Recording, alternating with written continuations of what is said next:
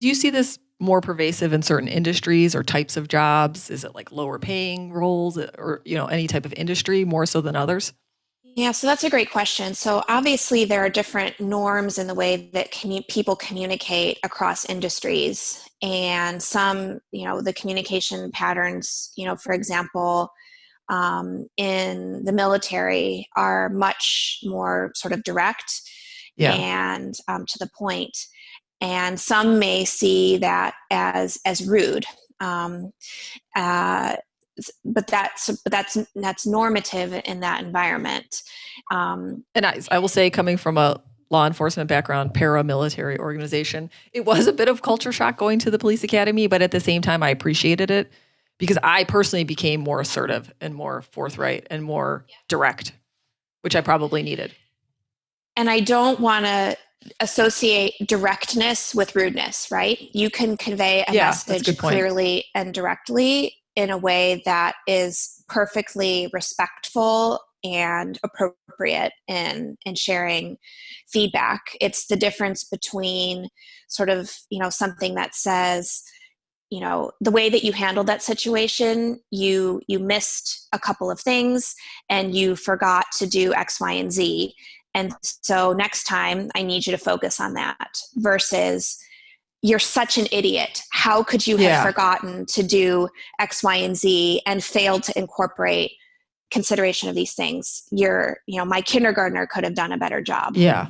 right? That Unnecessary. extra Yeah. nastiness is not necessary. And in the latter example, what ends up happening is, instead of focused on, the things that you missed and could do better, you're focused on, why was that person such a jerk to me? And you've Yeah. missed whatever truthful feedback was inappropriately packaged in the way that message was delivered.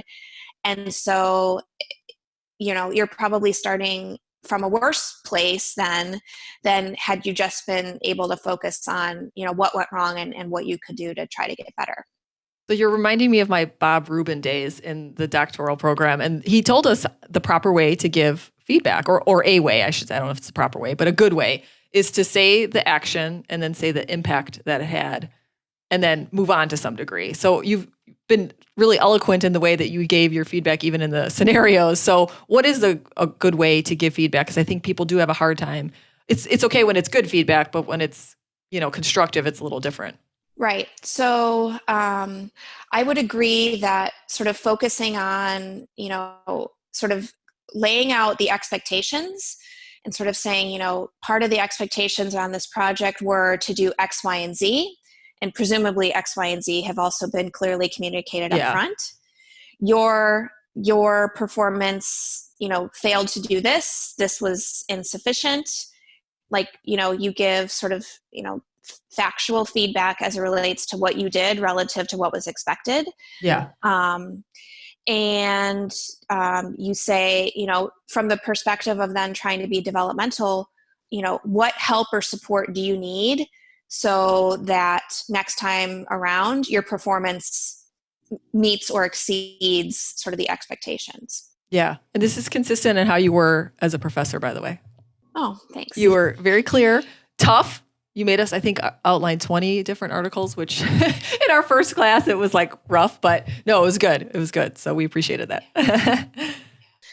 I think this method of delivering feedback also is to the point and doesn't dance around the need Yeah. to also um, provide what is often called sort of the feedback sandwich. I was going to just talk. I don't like that. Yeah. The No, dance. which begins with, "You're great here. This was not good, but you're still great," right? Yeah. Because the point of the conversation isn't to play overly nice with what you're great at. The point is, we need to talk about sort of where the missteps were, Yeah. and what is needed to try to get back on track. Where did that come from, that feedback sandwich? Yeah, I don't know, but I Yeah. think the feedback sandwich needs to. That's not evidence based, let's just say. No, Yeah.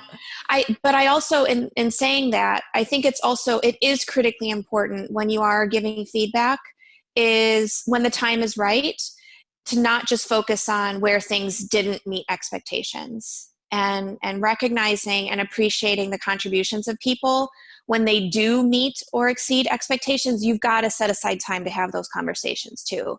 Yeah.